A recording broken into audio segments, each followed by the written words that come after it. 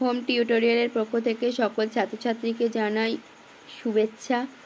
আশা করি তোমরা সবাই ভালো আছো।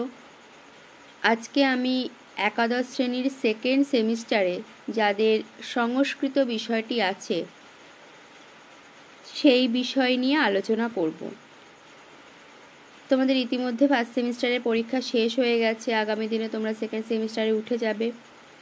তোমাদের যাদের সংস্কৃত বিষয়টি আছে, আমি আজকে সংস্কৃতের সিলেবাস নিয়ে তোমাদের সাথে আলোচনা করব।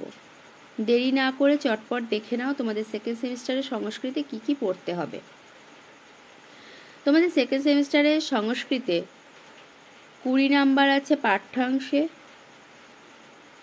10 নাম্বার আছে ব্যাকরণে, আর 10 নাম্বার আছে সাহিত্যের ইতিহাসে। এবার পাঠ্যাংশে তোমাদের কি কি আছে আমি বলবো। পাঠ্যাংশে প্রথমে আছে তোমাদের একটা গদ্য, প্রতিজ্ঞা সাধনম, পণ্ডিত অম্বিকা ব্যাসের লেখা।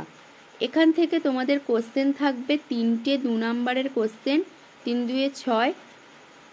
গদ্য হচ্ছে 6 মার্ক, 6 নাম্বারের। এবার আছে পদ্য, তোমাদের নেক্সট পদ্য আছে একটা। পদ্যটা হচ্ছে ঋতুচর্যা, চরক সংহিতা থেকে নির্বাচিত অংশ। এখান থেকে কোশ্চেন নাম্বার হচ্ছে 4, 2টো প্রশ্ন থাকবে, 2 2 4।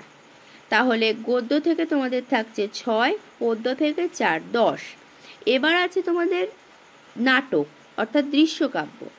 নাটক তোমাদের একটা আছে, দানবীর কর্ণ। এটা হচ্ছে মহাকবি ভাসের লেখা।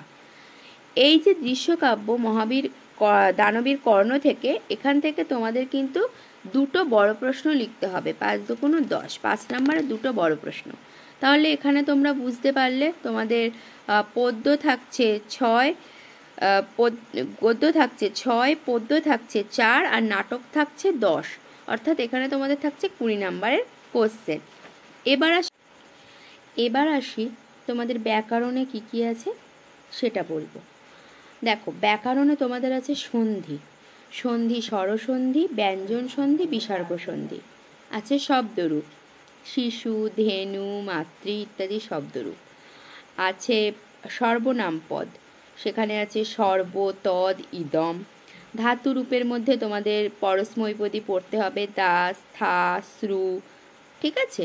আর প্রত্যয় আছে, প্রত্যয় তোমাদের সত্রী, সানচ ইত্যাদি।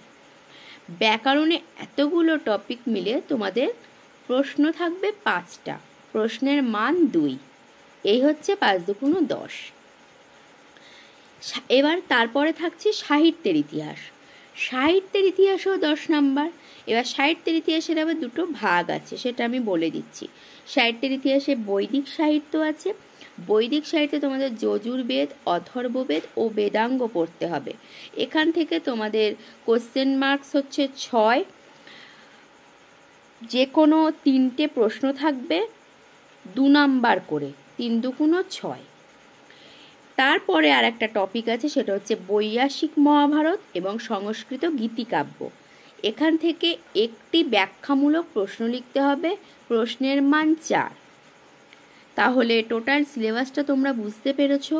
তোমাদের পদ্য, গদ্য, নাটক মিলে থাকছে 20, ব্যাকরণে থাকছে 10, সাহিত্যের ইতিহাসে থাকছে 10। তোমাদের টোটাল এই 40 নাম্বারের কিন্তু সিলেবাস।